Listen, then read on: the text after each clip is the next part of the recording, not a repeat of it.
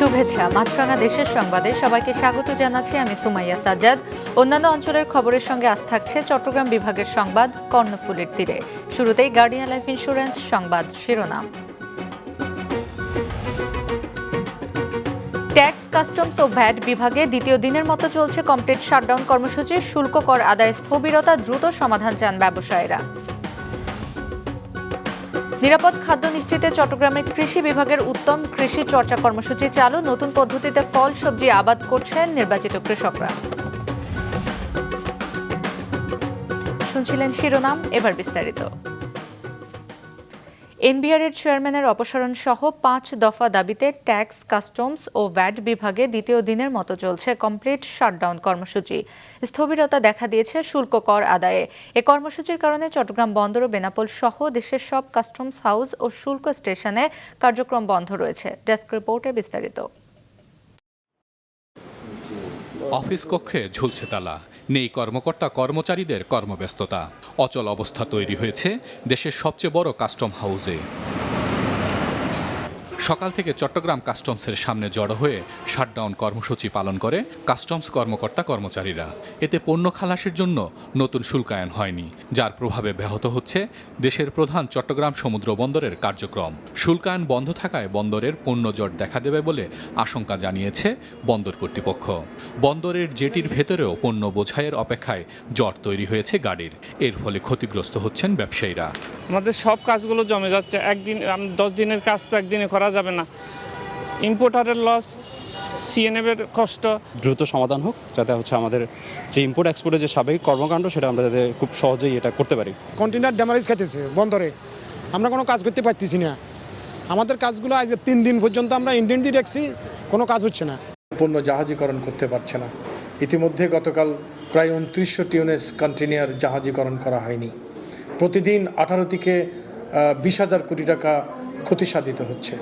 এটি আমাদের অর্থনীতির সবচেয়ে বেশি দুর্ভাগ্যের জায়গা তৈরি করবে আমাদের জন্য।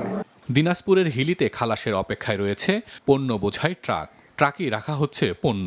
ব্যবসায়ীদের গুনতে হচ্ছে অতিরিক্ত ভাড়া, এলসি নিয়ে পড়তে হচ্ছে জটিলতায়। গাড়ি বন্দরে পড়ে আছে, এই জন্য আমদানিকারকরা ভর্তুকি দিতে হবে। যারা এলসি নগদ টাকা এলসি করেছে ব্যাংক ইন্টারেস্ট দিতে হবে। যাদের মার্জিনে আছে তাদেরও ব্যাংক ইন্টারেস্ট দিতে হবে। মালগুলো ঢুকতে দেরি হবে, এই জন্য গাড়ি ভাড়া বৃদ্ধি পাবে। মানে ইম্পোর্টাররা, আমদানিকারকরা বিভিন্নভাবে ক্ষতিগ্রস্ত হবে। সরকার এই কাস্টমস বা এনবিআরের সঙ্গে যে একটা মতবিরোধ চলছে, এটা যত দ্রুত সম্ভব তারা তাদের মধ্যে বসে আলোচনার মাধ্যমে হোক বা যে কোনো মাধ্যমে হোক না কেন, এটা দ্রুত সমাধান করে স্বাভাবিক অবস্থায় ফিরে নিয়ে আসা। একই অবস্থা বেনাপোল ও সোনা মসজিদ স্থলবন্দরেও। পণ্য শুল্কায়ন না হওয়ায় বিপাকে পড়েছেন ব্যবসায়ীরা। আমদানি করা কাঁচামাল পথেই নষ্ট হওয়ার আশঙ্কা দেখা দিয়েছে। দ্রুত সমস্যা সমাধানের দাবি করেছেন ব্যবসায়ীরা। হাসান মেহেদি, মাছরাঙা নিউজ ডেস্ক। কিছুক্ষণ আগে দিনাজপুরের হিলি ও চাঁপাইনবাবগঞ্জ স্থলবন্দর থেকে শুল্ক কর্মকর্তা কর্মচারীদের কর্মবিরতির প্রভাব সম্পর্কে জানিয়েছেন সহকর্মীরা। সকাল থেকে কাস্টমস কর্মকর্তা কর্মচারীরা তাদের কার্যালয়ে আসলেও কিন্তু তারা কোনো ধরনের কিন্তু কার্যক্রম করছেন না। এর ফলে বন্দর দিয়ে কিন্তু সকাল থেকেই আমদানি রপ্তানি কার্যক্রম বন্ধ রয়েছে। সেই সাথে কাস্টমস কর্মকর্তা কাজ না করার কারণে কিন্তু আমদানিকৃত পণ্যের যে বিল অফ এন্ট্রি সাবমিট থেকে শুরু করে পরীক্ষণ বা শুল্কায়ন বা আউটপাস কার্যক্রম সেটি কিন্তু সম্পূর্ণরূপে বন্ধ রয়েছে। এর ফলে কিন্তু বন্দর থেকে কোনো পণ্যবাহী ট্রাক খালাস নিতে পারছেন না আমদানিকারকরা। এতে করে কিন্তু তারা আর্থিক ক্ষতির কথা জানিয়েছেন। এছাড়া বন্দরে যেহেতু 2 দিন ধরে পণ্য আটকা রয়েছে, এতে করে কিন্তু তাদের বাড়তি মাসুল গুনতে হবে বলেও তারা জানিয়েছেন। আর এই ফলে কিন্তু বন্দরে যেসব শ্রমিক রয়েছেন তারাও কিন্তু বেশ বিপাকের মধ্যে পড়েছেন, যেহেতু পণ্য লোড আনলোড হচ্ছে না, তাদের খালি হাতে বাড়ি ফিরতে হচ্ছে। দ্বিতীয় দিনের শাটডাউনে সোনা মসজিদ স্থল বন্দরে প্রায় 2.5 থেকে 3 কোটি টাকার ক্ষতি হয়েছে, যা 2 দিনে প্রায় 6 কোটি টাকার ক্ষতি। সোনা মসজিদ স্থল বন্দরে কোনো ট্রাক পারাপার না হওয়ার কারণে কর্মরত শ্রমিকরা বেকার হয়ে পড়েছে। আর তারা এই আন্দোলন দ্রুত আলোচনার মাধ্যমে সমাধানের দাবি জানিয়েছেন। কুমিল্লার মুরাদনগরে এক নারীকে ধর্ষণের মামলার মূল আসামি ফজর আলীকে রাজধানীর সায়দাবাদ থেকে গ্রেফতার করেছে পুলিশ। বিষয়টি নিশ্চিত করেছেন কুমিল্লা জেলা পুলিশ সুপার নাজির আহমেদ খান। এছাড়া ধর্ষণের শিকার নারীর বিবস্ত্র ভিডিও ধারণ করে সামাজিক যোগাযোগ মাধ্যমে ছড়িয়ে দেওয়ার অভিযোগে কুমিল্লার বিভিন্ন স্থানে অভিযান চালিয়ে অনিক, সুমন, রমজান ও বাবু নামের আরও 4 জনকে গ্রেফতার করেছে পুলিশ। তারা সবাই জেলার মুরাদনগরের পাঁচকিত্তা এলাকার বাসিন্দা। এদিকে নোয়াখালীর হাতিয়ায় কিশোরী অপহরণের পর 5 মাস আটকে রেখে ধর্ষণের ঘটনায় চট্টগ্রামের ফটিকছড়ি থেকে জাহেদ হাসান নামের একজনকে গ্রেফতার করেছে র্যাব। অন্যদিকে গাইবান্ধার গোবিন্দগঞ্জে শিশু ধর্ষণের ঘটনায় গণপিটুনিতে নিহত হয়েছে অভিযুক্ত হাবিল মিয়া। এবার চট্টগ্রাম বিভাগের সংবাদ কর্ণফুলীর তীরে।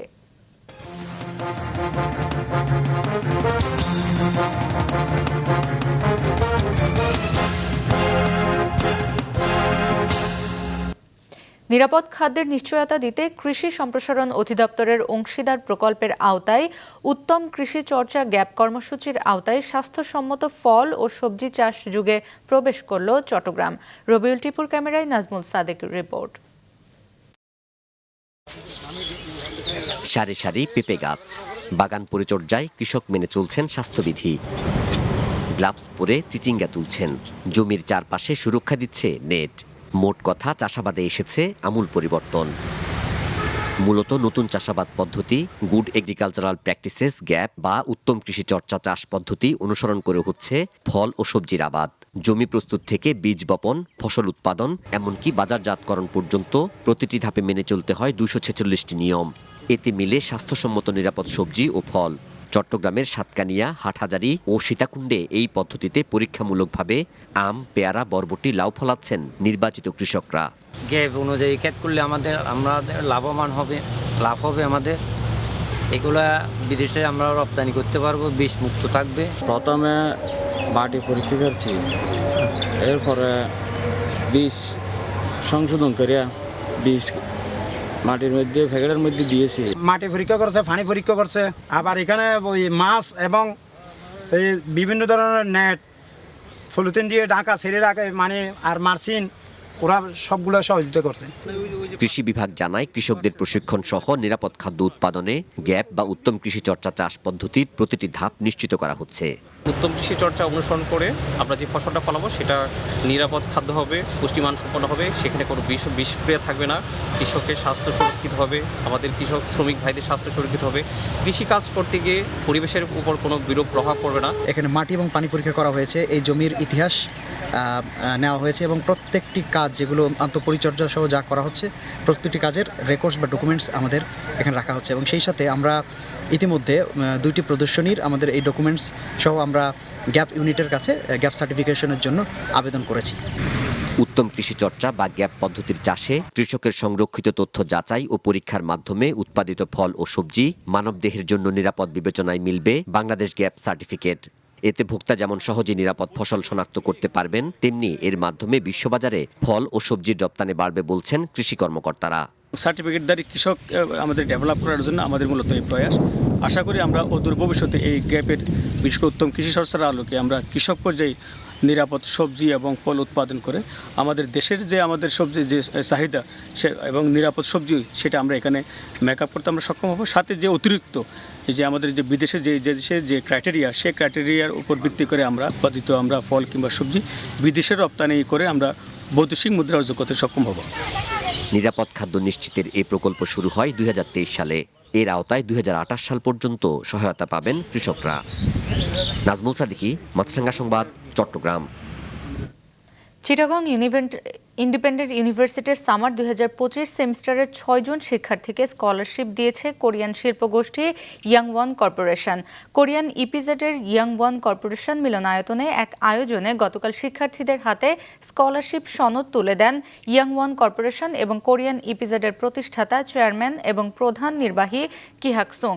এ সময় তিনি বলেন, বাংলাদেশের তরুণরা মেধাবী ও পরিশ্রমী, তাদেরকে বিশ্বমানের কর্পোরেট লিডার হিসেবে গড়ে তোলার আহ্বান জানান তিনি। অনুষ্ঠানে উপস্থিত উপস্থিত ছিলেন সিআইইউ এর বোর্ড অব ট্রাস্টিজের চেয়ারম্যান লুৎফে এম আইয়ুব সহ ট্রাস্টি সদস্যরা এবং উপাচার্য অধ্যাপক ডক্টর এম নুরুল আফসার। এই স্কলারশিপের আওতায় এসব শিক্ষার্থীরা নির্দিষ্ট সিজিপিএ ধরে রাখার শর্তে শতভাগ টিউশন ফি মওকুফ পাবে। বরগুনার উপকূল জুড়ে অবৈধ ট্রলিং বোট দিয়ে মাছ শিকার করছে একদল অসাধু জেলে। এতে নষ্ট হচ্ছে মাছের আবাসস্থল এবং ব্যাহত হচ্ছে উৎপাদন, যা দেশের মৎস্য সম্পদের জন্য মারাত্মক হুমকি। বরগুনা প্রতিনিধি মুশফিক আরিফের রিপোর্ট। কাঠের তৈরি নৌকায় ইঞ্জিন ও বড় আকারের থলের মতো জাল সংযুক্ত করা সারি সারি এমন ট্রলিং বোটের দেখা মিলে বরগুনার পাথরঘাটার নতুন বাজার খালে। দিনে বা রাতে সুযোগ পেলেই ট্রলিং বোট নিয়ে সাগরের উপকূলীয় এলাকায় নির্বিচারে মাছ শিকারে নামেন একদল অসাধু জেলে। তারা যদি 10 মণ মাছ ধরে 10 মণ দিয়ে দেখা যায় 8 মণ মাছ মাটি হালাই দেয়। গুড়া মাছ নষ্ট করে আলায় সকল মাছ তারা বাসাই দেয় টনকে টন। এরকমের বড় বড় ইলিশ পায়, সামুদ্রিক বড় মৎস্য মাছ পাইতো বিগত দিনে, আজকের ওই মাছগুলো হারাই যাইতেছে এই কাঠবোর্ডি ট্রলিং এর কারণে। ট্রলিং এরা অবৈধ জিনিস চালায় টাকা দিয়া। ট্রলিং বোট দিয়ে সমুদ্রের অগভীর এলাকা থেকে মাছ শিকারের কারণে একদিকে যেমন অসংখ্য ছোট মাছ মারা পড়ছে, অন্যদিকে ধ্বংস হচ্ছে মাছের খাবার, আবাসস্থল ও বিচরণ ক্ষেত্র এবং জীববৈচিত্র্য। অবৈধ ট্রলিংয়ের মাধ্যমে যে মাছ ধরছে অসাধু জেলেরা, এতে হাজার হাজার প্রজাতির মাছ নষ্ট হচ্ছে, ফলে পর্যায়ক্রমে সাগরের মাছও কমে যাচ্ছে এবং মৎস্য শিল্পের উপরে বিরূপ প্রতিক্রিয়া অনুভূত হচ্ছে। সাধারণ একটি নৌকা যা সমুদ্রে মাছ ধরে, কাঠ দিয়ে তৈরি, তো এর উপর তারা ট্রলিংয়ের যে ইকুইপমেন্ট সেগুলো সেট করে, তো যেটা আইনে সম্পূর্ণ অবৈধ। আমরা এই বিষয়ে যথেষ্ট সচেতন আছি, আমাদের কোস্টগার্ডও সচেতন আছে। আমরা সবাই মিলে চেষ্টা করছি কিভাবে ট্রলিং বোটগুলোকে পুরোপুরি বন্ধ করে দেওয়া যায়। সম্প্রতি ট্রলিং বোট বন্ধে উদ্যোগ নেয় কোস্টগার্ড। গেল 17 জুন রাতে দুটি ট্রলিং বোট জব্দ করতে গেলে পাথরঘাটা নতুন বাজার এলাকায় কোস্টগার্ডের উপর হামলা চালায় ব্যবহারকারী জেলেরা। এ সময় তারা কোস্টগার্ডের একটি পিকআপ ভ্যান এবং একটি মোটরসাইকেল ভাঙচুর করে। পরিস্থিতি নিয়ন্ত্রণে আনতে কোস্টগার্ড 20 থেকে 25 রাউন্ড ফাঁকা গুলি ছোড়ে। এ ঘটনায় হামলাকারী 32 জনের নামসহ অজ্ঞাত ব্যক্তিদের বিরুদ্ধে মামলা করেছে কোস্টগার্ড। এই ধরনের নাশকতামূলক কর্মকাণ্ড আইন শৃঙ্খলা রক্ষাকারী বাহিনীর কার্যক্রমকে বাধাগ্রস্ত করার শামিল এবং এর বিরুদ্ধে কঠোর আইনানুগ ব্যবস্থা গ্রহণ করা হচ্ছে। দেশের সামুদ্রিক মৎস্য সম্পদ রক্ষা ও আইন শৃঙ্খলা পরিস্থিতি স্থিতিশীল রাখতে বাংলাদেশ কোস্টগার্ড 24 ঘন্টা টহল ও নজরদারি অব্যাহত রেখেছে। মৎস্য অধিদপ্তরের আইন অনুযায়ী সমুদ্র বা নদীর তলদেশে সর্বোচ্চ 40 মিটার গভীরতা পর্যন্ত মাছ শিকার করতে পারবেন জেলেরা। ট্রলিং বোট ব্যবহারে এই নীতি অমান্য করছেন একদল অসাধু জেলে, যা দেশের মৎস্য সম্পদের জন্য মারাত্মক ক্ষতিকর বলেন সংশ্লিষ্টরা। মুশফিক আরিফ, মাছরাঙা সংবাদ, বরগুনা। দেশের বিভিন্ন জেলায় নতুন করে আজও ডেঙ্গু শনাক্ত হয়েছে। গেল 24 ঘন্টায় বরগুনায় 76 জন শনাক্ত হওয়ায় এ পর্যন্ত মোট ডেঙ্গু আক্রান্তের সংখ্যা দাঁড়িয়েছে 2855 জন। হটস্পট কুমিল্লার দাউদকান্দিতে প্রতিদিন গড়ে অন্তত 80 থেকে 100 জনের ডেঙ্গু শনাক্ত হচ্ছে। উপজেলা স্বাস্থ্য বিভাগের তথ্য মতে চলতি মাসে দাউদকান্দিতে 1,500-এরও বেশি মানুষ আক্রান্ত হয়েছে। এদিকে যশোরে গত 24 ঘন্টায় ডেঙ্গু আক্রান্ত হয়েছেন 5 জন। বিভিন্ন হাসপাতালে ভর্তি 18 জনের মধ্যে অধিকাংশই অভয়নগর উপজেলা স্বাস্থ্য কমপ্লেক্সে। বরগুনা ও যশোর ডেঙ্গু পরিস্থিতির সম্পর্কে কিছুক্ষণ আগে জানিয়েছেন আমাদের সহকর্মী মুশফিক আরিফ এবং রাহুল রায়।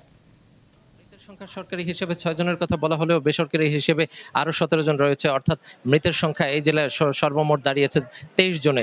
এদিকে রোগীদেরকে চিকিৎসা সেবা দেওয়ার জন্য যে 10 জন নার্স এবং 10 জন নতুন ডাক্তার প্রদান দেওয়া হয়েছিল, তারা আসার পর কিন্তু সেবার মান কিছুটা বাড়লেও পাশাপাশি কিন্তু এখানে রোগীর চাপ রয়েছে, যে কারণে হিমশিম খাচ্ছে হসপিটাল কর্তৃপক্ষ। বিভিন্ন স্বেচ্ছাসেবী সংগঠন কাজ করছে রোগীদের স্বাস্থ্যসেবা মান বাড়াতে। তারা কিন্তু বেশ কয়েকটি সংগঠন সংগঠন থেকে এখানে বেড সংকুলনের জন্য 100টি ম্যাট্রেস প্রদান করেছে, স্যালাইন দিয়েছে, ক্যানুলা দিয়েছে। এর আগেও হাতে গোনা দু একজন শনাক্ত হলেও চলতি মাসেই আসলে প্রায় প্রতিদিন দু একজন করে আসলে নতুন করে শনাক্ত হচ্ছেন। আজ জেলায় 5 জন নতুন করে ডেঙ্গু আক্রান্ত হয়েছেন। আমি এই মুহূর্তে দাঁড়িয়ে আছি 250 শয্যা যশোর জেনারেল হাসপাতালের যে মহিলা ওয়ার্ড রয়েছে সেটি, এই ওয়ার্ডের ভিতরেই ডেঙ্গু আক্রান্ত রোগীর চিকিৎসা দেওয়া হয়ে থাকে, অর্থাৎ মহিলা যে ডেঙ্গু আক্রান্ত রোগী এই ওয়ার্ডেই ভর্তি করা হয়ে থাকে। তবে আশ্চর্যের বিষয় হচ্ছে যে এখনও পর্যন্ত ডেঙ্গু রোগীদের জন্য যে আলাদা যে শয্যা করা সেটির আসলে প্রস্তুতি নেই। গাইবান্ধার সুন্দরগঞ্জে চালক আরিফুল মণ্ডলকে হত্যা করে অটোরিকশা ছিনতাই করেছে দুর্বৃত্তরা। সকালে উপজেলার চাকুলিয়ার বিল থেকে নিহত আরিফুল মণ্ডলের মরদেহ উদ্ধার করে পুলিশ। নিহতের পরিবার জানিয়েছে, শনিবার বিকেলে অটোরিকশা নিয়ে বাড়ি থেকে বের হয় তিনি। বাড়ি ফিরে না আসায় পরিবারের লোকজন তাকে ফোন করলে মোবাইল নাম্বার বন্ধ পায়। পরে আজ সকালে একটি বিলের মধ্যে মরদেহ পড়ে থাকতে দেখে পুলিশকে খবর দেয় স্থানীয়রা। আরিফুলের পরিবারের লোকজন ঘটনাস্থলে গিয়ে মরদেহ শনাক্ত করে। তদন্ত সাপেক্ষে আইনি ব্যবস্থা নেওয়া হবে বলে জানিয়েছে পুলিশ। গোপালগঞ্জের টুঙ্গিপাড়া উপজেলা ও পৌর বিএনপির দ্বিবার্ষিক সম্মেলন নিয়ে সংবাদ সম্মেলন করেছেন জাতীয়তাবাদী স্বেচ্ছাসেবক দলের কেন্দ্রীয় কমিটির সভাপতি এস.এম. জিলানী। দুপুরে টুঙ্গিপাড়া পৌর বাস টার্মিনালে অনুষ্ঠিত সংবাদ সম্মেলনে জিলানী বলেন, গত 17 বছর তাদেরকে সেখানে রাজনীতি করতে দেওয়া হয়নি। 2024 সালের 5 আগস্ট গণ অভ্যুত্থানের পর তারা পালিয়ে গেলেও ষড়যন্ত্র শেষ হয়নি। ষড়যন্ত্র রুখে দিতে দলের নেতাকর্মীদের প্রতি আহ্বান জানান তিনি। কাল টুঙ্গিপাড়া পৌর বাস টার্মিনালে উপজেলা ও পৌর বিএনপির সম্মেলন অনুষ্ঠিত হওয়ার কথা রয়েছে। দেশের বিভিন্ন এলাকায় হওয়া মেলায় সম্প্রতি বিক্রি হতে দেখা যাচ্ছে স্মোক বিস্কুট। তরল নাইট্রোজেন দেওয়ার কারণে খাওয়ার সময় মুখ থেকে ধোঁয়ার মতো গ্যাস বের হয়, যা আকৃষ্ট করছে শিশুসহ সব বয়সী মানুষকে। সম্প্রতি মেহেরপুর ও পটুয়াখালীর বাণিজ্য মেলাতেও অবাধে এটি বিক্রি হতে দেখা যায়। ডাক্তার ও নিরাপদ খাদ্য কর্মকর্তারা বলছেন, এই বিস্কুট ক্ষতিকর, এর কারণে মৃত্যুও ঘটতে পারে। প্রতিনিধিদের পাঠানো তথ্যচিত্র ডেস্ক রিপোর্ট। মেহেরপুর ও পটুয়াখালীর বাণিজ্য মেলায় খাবারের ধোঁয়া তৈরির জন্য সিলিন্ডারে রাখা হয়েছে নাইট্রোজেন গ্যাস, যা মেশানো হচ্ছে বিস্কুটের সাথে, আর মুখে দিতে বের হচ্ছে ধোঁয়া। এটি আকৃষ্ট করছে কোমলমতি শিশুদের। তবে নাইট্রোজেন গ্যাসে মিশ্রিত এই বিস্কুটটি ক্ষতিকর কিনা তার কিছুই জানেন না বলে দাবি করছেন বিক্রেতারা।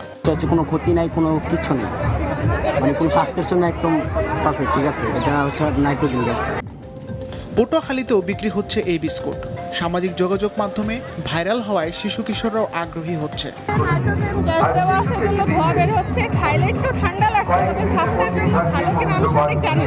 যেটা কারণে এটা যখন আমাদের মুখে যায় তখন পানির সংমিশ্রণে বা অক্সিজেনের সংমিশ্রণে এসে ধোঁয়া বের হয়, তো এটা আমাদের দেহের জন্য খুবই ক্ষতিকারক। -196 ডিগ্রি সেলসিয়াস তাপমাত্রার নাইট্রোজেন গ্যাস লোহার একটি দণ্ড দিয়ে সিলিন্ডার থেকে নিয়ে মেশানো হচ্ছে বিস্কুটের সাথে, পরে দেওয়া হচ্ছে ক্রেতাদের হাতে। খাবারের সাথে তরলীভূত নাইট্রোজেন গ্যাস প্রবেশ করছে মানবদেহে। শিশুদের আবদার মেটাতে বাধ্য হয়ে কিনে দিচ্ছেন অভিভাবকেরাও।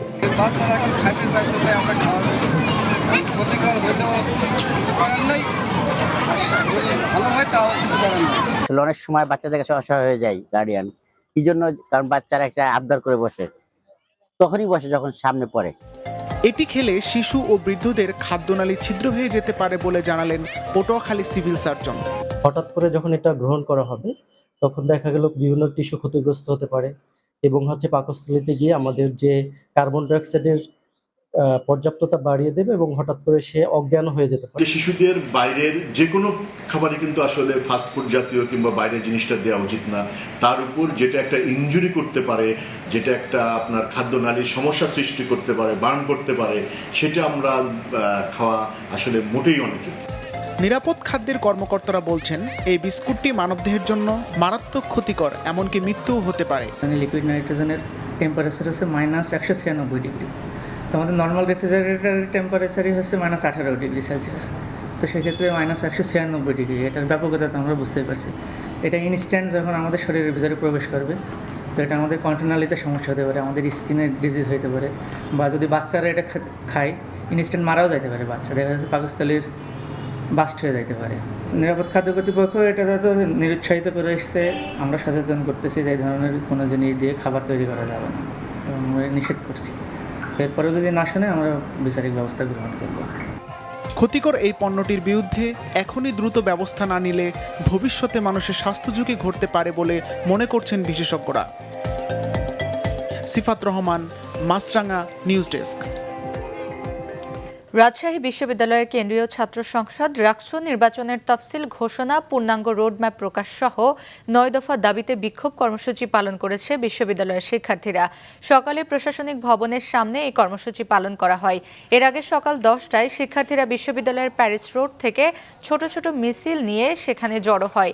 সেখানে তারা তাদের 9 দফা দাবির যৌক্তিকতা তুলে ধরেন। দাবি আদায় না হওয়া পর্যন্ত আন্দোলন চালিয়ে যাওয়ার ঘোষণাও দেন তারা। বরগুনায় চিকিৎসার নামে রোগীদের সাথে প্রতারণার দায়ে 4 পল্লী চিকিৎসককে জরিমানা ও আটক করে মামলা করেছে ভ্রাম্যমাণ আদালত। গতরাতে বরগুনার সিনিয়র জুডিশিয়াল ম্যাজিস্ট্রেট বিভিন্ন এলাকায় এই অভিযান পরিচালনা করেন। তিনি জানান, আটক জাহাঙ্গীর হোসেন, মোহাম্মদ ইদ্রিস এবং বিধার রঞ্জন বিএমডিসির নিবন্ধন ছাড়াই ডাক্তার পরিচয়ে বরগুনার বিভিন্ন ডিসপেন্সারি, ডায়াগনস্টিক সেন্টারে চিকিৎসা দিচ্ছিলেন। প্রতারণার দায়ে 3 জনের প্রত্যেকে 1 লাখ টাকা করে জরিমানা করেছে ভ্রাম্যমাণ আদালত। পাশাপাশি জহিরুল ইসলাম সৌরভ নামে আরেকজনের বিরুদ্ধেও প্রতারণার অভিযোগে মামলা হয়েছে। পরিকল্পিত বনায়ন করে সবুজ বাংলাদেশ গড়ি, এই স্লোগানে নারায়ণগঞ্জে শুরু হয়েছে সপ্তাহব্যাপী বৃক্ষ মেলা। জেলা প্রশাসন ও বন বিভাগের আয়োজনে শহীদ জিয়া হল প্রাঙ্গণে এ মেলার আয়োজন করা হয়। সকালে মেলার উদ্বোধন করেন জেলা প্রশাসক জাহিদুল ইসলাম মিয়া। মেলায় বন বিভাগ সহ 40টি নার্সারি অংশ নেয়। মেলা সকাল 9টা থেকে রাত 8টা পর্যন্ত চলবে। বৃক্ষ মেলা উদ্বোধনের আগে বের হয় র্যালি। এদিকে পাবনায় পরিবেশ অধিদপ্তরের উদ্যোগে শহীদ এম মনসুর আলী কলেজ ক্যাম্পাসে রোপণ করা হয়েছে 400 ফলদ, বনজ ও ঔষধি বৃক্ষ। গতকাল দুপুরে এ কার্যক্রমের উদ্বোধন করেন পরিবেশ অধিদপ্তরের সহকারী পরিচালক মোহাম্মদ আব্দুল গফুর। পরে এ উপলক্ষে কলেজ পরিচালনা পরিষদের সভাপতি অ্যাডভোকেট নাজমুল হক শাহিনের সভাপতিত্বে এক অনুষ্ঠানে বক্তব্য দেন কলেজের অধ্যক্ষ মোহাম্মদ ইসমাইল হোসেন। পাবনায় অনুষ্ঠিত হয়েছে বাংলাদেশ ক্ষুদ্র ও কুটির শিল্প কর্পোরেশন বিসিকের উদ্যোগে দিনব্যাপী ক্রেতা বিক্রেতা সম্মেলন ও পণ্য প্রদর্শনী। গতকাল সকালে জেলা শিল্পকলা একাডেমি চত্বরে আয়োজিত এই অনুষ্ঠানে প্রধান অতিথি ছিলেন বিসিক রাজশাহী আঞ্চলিক কার্যালয়ের পরিচালক জাফর বায়েজিদ। বিসিকের উপমহাব্যবস্থাপক শামীম হোসেনের সভাপতিত্বে অনুষ্ঠানে বক্তব্য দেন পাবনা বিজ্ঞান ও প্রযুক্তি বিশ্ববিদ্যালয়ের ট্যুরিজম ও হসপিটালিটি বিভাগের সহকারী অধ্যাপক SM শাহিদুল আলম ও বিসিক শিল্প সমিতির কেন্দ্রীয় সহ সভাপতি আফজাল হোসেন রাজা। দিনব্যাপী অনুষ্ঠানে 30 দিন উদ্যোক্তা তাদের তৈরি পণ্য বিক্রি ও প্রদর্শন করেন। ময়মনসিংহের মুক্তাগাছায় অনুষ্ঠিত হয়েছে আরাফাত রহমান কোকো ফুটবল টুর্নামেন্টের ফাইনাল ও পুরস্কার বিতরণী অনুষ্ঠান। গতকাল বিকেলে মুক্তাগাছা RK হাই স্কুল মাঠে জামালপুরের মাহিন পারভেজ ফুটবল একাডেমিকে হারিয়ে ময়মনসিংহ সদর উপজেলার Begunbari boys sporting club champion হয়। জেলার মুক্তাগাছা উপজেলা যুবদল, স্বেচ্ছাসেবক দল ও ছাত্রদলের উদ্যোগে মাসব্যাপী এ টুর্নামেন্টে বিভিন্ন জেলার 16টি দল অংশ নেয়। মাছরাঙা দেশের সংবাদ শেষ করার আগে গার্ডিয়ান লাইফ ইন্স্যুরেন্স সংবাদ শিরোনামগুলো আরও একবার। ট্যাক্স, কাস্টমস ও ভ্যাট বিভাগে দ্বিতীয় দিনের মতো চলছে কমপ্লিট শাটডাউন কর্মসূচি। শুল্ক কর আদায়ে স্থবিরতা, দ্রুত সমাধান চান ব্যবসায়ীরা। নিরাপদ খাদ্য নিশ্চিতে চট্টগ্রামে কৃষি বিভাগের উত্তম কৃষি চর্চা কর্মসূচি চালু। নতুন পদ্ধতিতে ফল সবজি আবাদ করছেন নির্বাচিত কৃষকরা। বরগুনার উপকূল জুড়ে অবৈধ ট্রলিং বোট দিয়ে মাছ শিকার করছে অসাধু জেলেরা। নষ্ট হচ্ছে মাছের আবাসস্থল, দেশের মৎস্য সম্পদের জন্য হুমকি বলছেন সংশ্লিষ্টরা। এই ছিল এখনকার মতো। ফেসবুকে আপডেট পেতে ভিজিট করুন মাছরাঙা টেলিভিশনের পেজে। ইউটিউব চ্যানেলেও দেখতে পারেন আমাদের সংবাদ, প্রতিবেদন এবং অনুষ্ঠান।